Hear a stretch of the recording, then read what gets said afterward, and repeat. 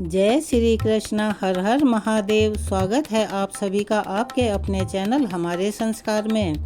आज हम आपके लिए लेकर आए हैं महाभारत के एक ऐसे शापित योद्धा की कहानी जो अमर तो है, लेकिन उसकी जिंदगी उसके लिए एक अभिशाप बन चुकी है। यह श्राप उसे किसने दिया और वह योद्धा कौन है, इस पहेली को हम सुलझाएंगे आज की अपनी इस कहानी में। लेकिन उससे पहले अगर आप चैनल पर नए हैं और अभी तक चैनल को सब्सक्राइब नहीं किया है तो आप सभी से निवेदन है, प्लीज़ हमारे चैनल को सब्सक्राइब करें, वीडियो को लाइक करें, ज़्यादा से ज़्यादा शेयर करें, बेल आइकन को भी अवश्य ही दबाएं। कमेंट्स बॉक्स में जय श्री कृष्ण हर हर महादेव लिखना ना भूलें। जैसा कि हमने आपको बताया था, उस योद्धा का नाम है अश्वत्थामा। अश्वत्थामा महाभारत काल अर्थात द्वापर युग में जन्मे थे और उनकी गिनती उस युग के श्रेष्ठ योद्धाओं में हुआ करती थी। वे गुरु द्रोणाचार्य के पुत्र व कुरु वंश के राजगुरु कृपाचार्य के भांजे थे और द्रोणाचार्य ने ही कौरवों और पांडवों को शस्त्र विद्या में पारंगत बनाया था अर्थात सिखाया था। महाभारत के युद्ध के समय गुरु द्रोण ने हस्तिनापुर राज्य के प्रति निष्ठा होने के कारण कौरवों का साथ देना अधिक उचित समझा था। अश्वत्थामा भी अपने पिता की तरह शस्त्र और शास्त्र विद्या में निपुण थे और इन पिता पुत्र की जोड़ी ने महाभारत के युद्ध में पांडवों की सेना को छिन्न भिन्न कर दिया था, यानी तितर बितर कर दिया था। जिस तरफ भी ये जाते थे उधर ही लाशों के ढेर लग जाते थे और सभी लोग त्राहिमाम कर उठते थे।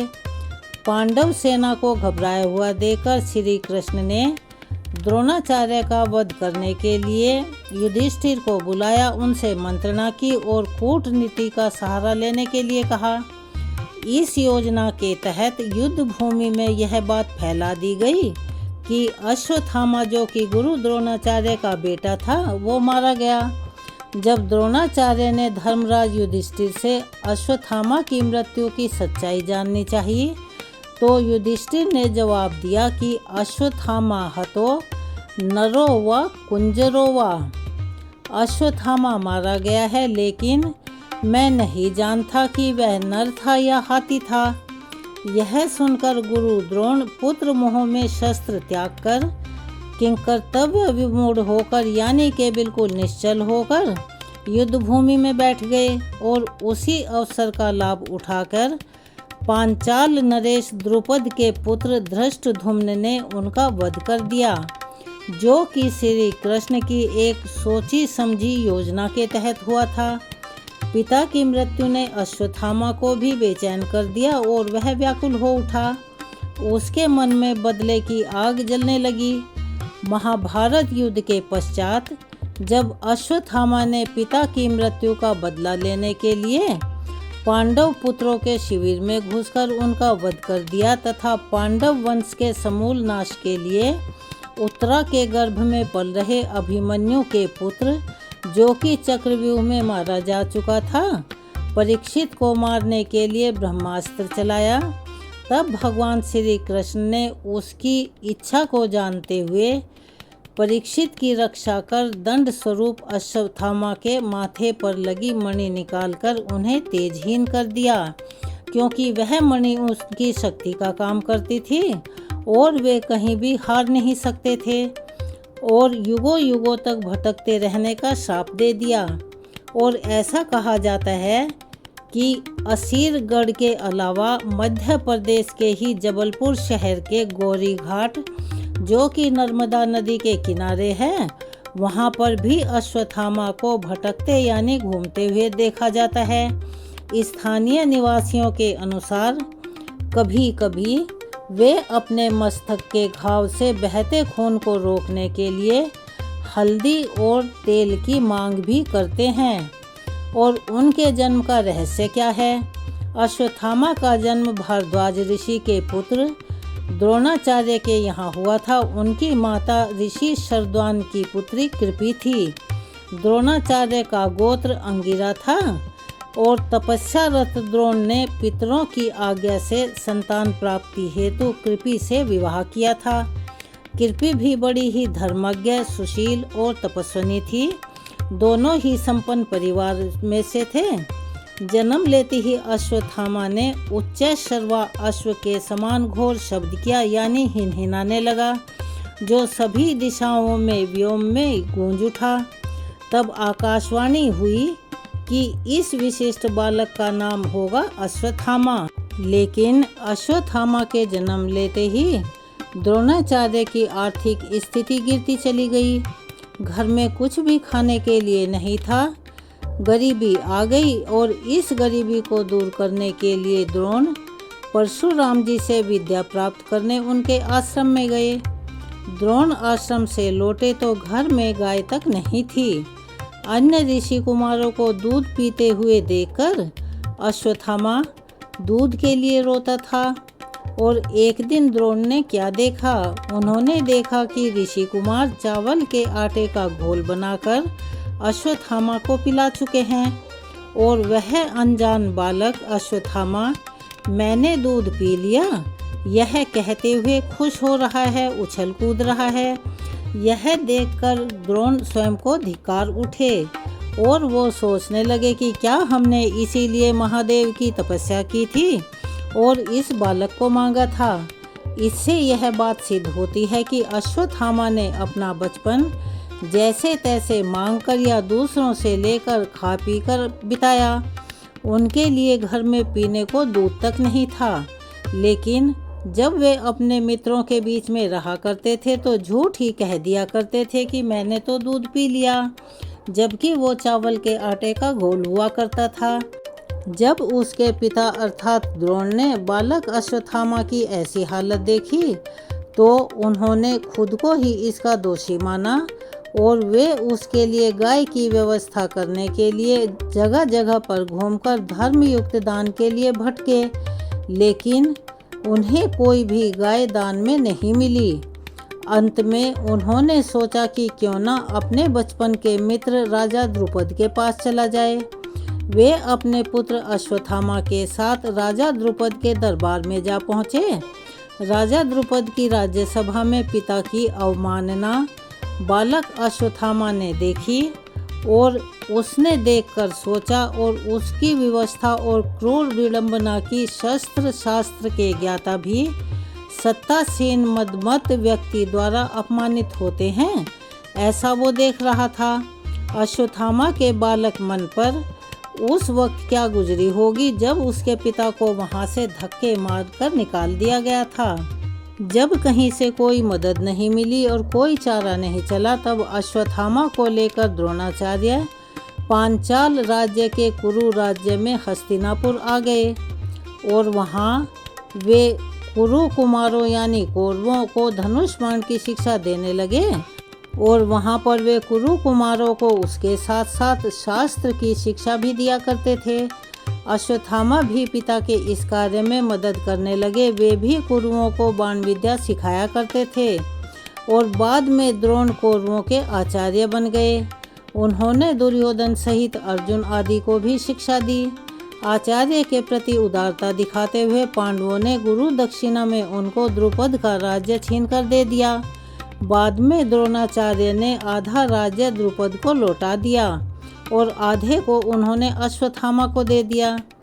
उत्तरी पांचाल का आधा राज्य लेकर अश्वत्थामा वहाँ के राजा बन गए और उन्होंने अपने राज्य की राजधानी अहिच्छत्र को बनाया। अब द्रोण भारत भर के सर्वश्रेष्ठ आचार्य थे। कुरु राज्य में उन्हें भीष्म, धृतराष्ट्र, विदुर आदि से पूर्ण सम्मान प्राप्त था। अतः अभावों के दिन अब गुजर चुके थे।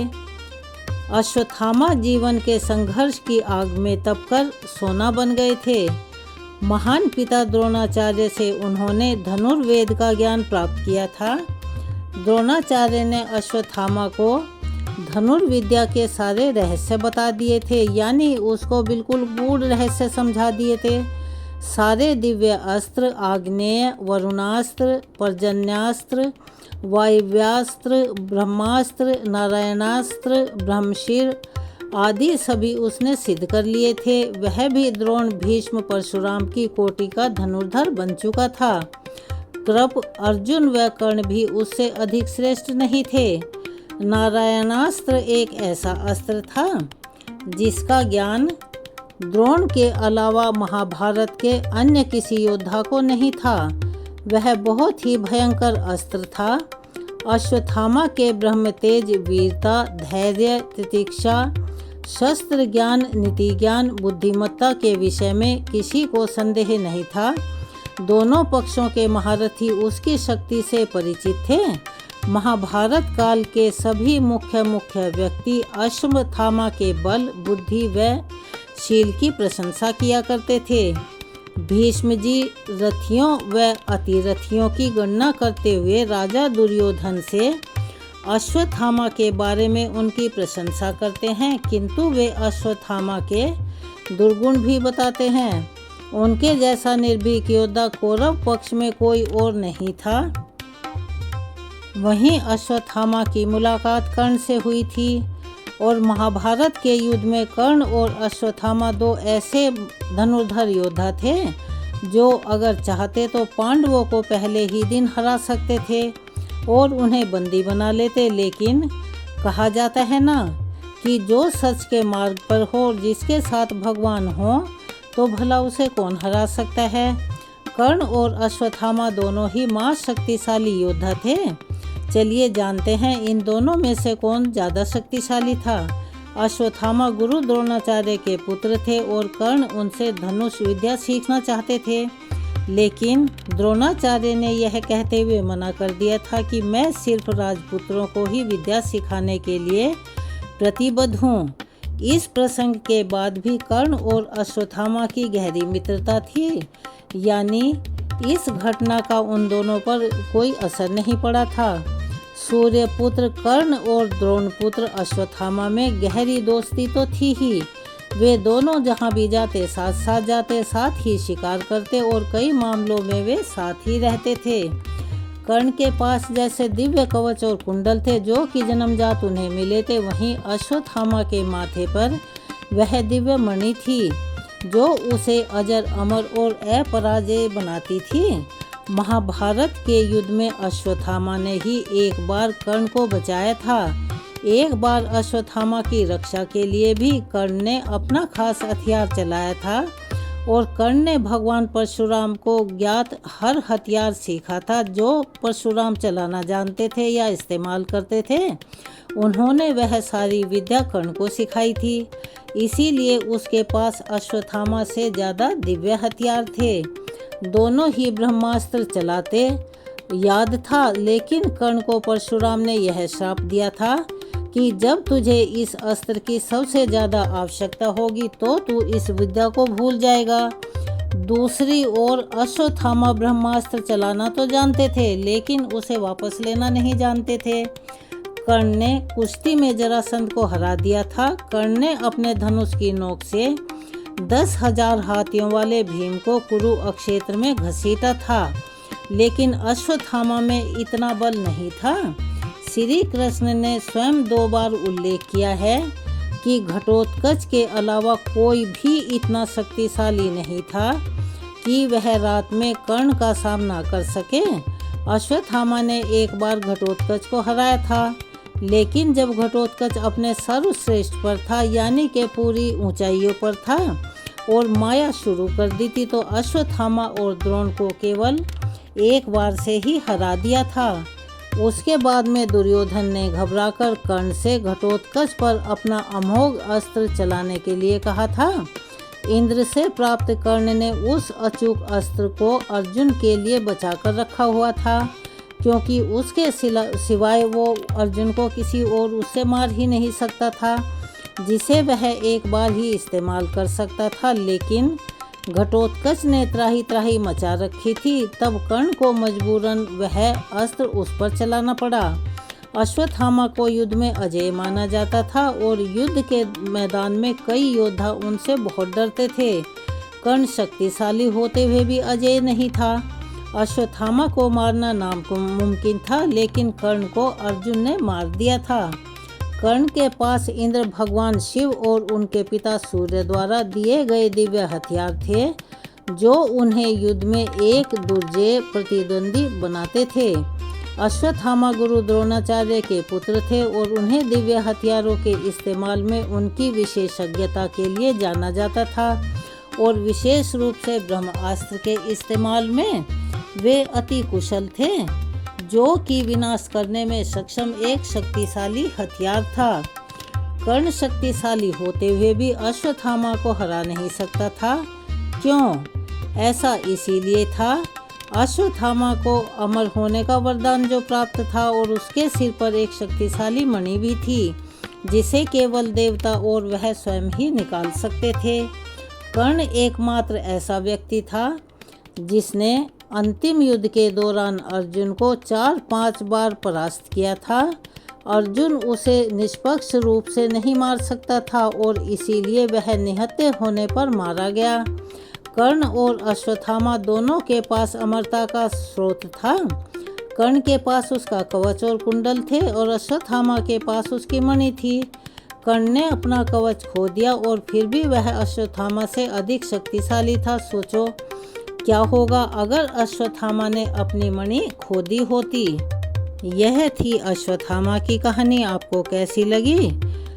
कमेंट्स बॉक्स में अपनी राय अवश्य ही लिखें। अगर आप चैनल पर नए हैं और अभी तक चैनल को सब्सक्राइब नहीं किया है तो आप सभी से निवेदन है, प्लीज़ चैनल को सब्सक्राइब करें, वीडियो को लाइक करें, ज़्यादा से ज़्यादा शेयर करें, बेल आइकन को भी अवश्य ही दबाएं।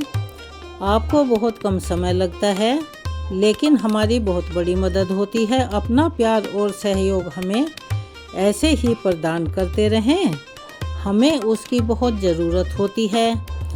चलिए मिलते हैं अगली वीडियो में। आपके लिए हम नई नई कथाएं, नई नई कहानियां और जानकारियां लेकर आते हैं। इसमें बहुत परिश्रम करना पड़ता है, इसीलिए प्लीज़ कमेंट्स बॉक्स में जय श्री कृष्ण, हर हर महादेव अवश्य ही लिखें। चलिए मिलते हैं अगली वीडियो में एक नई जानकारी और नई कहानी के साथ। धन्यवाद।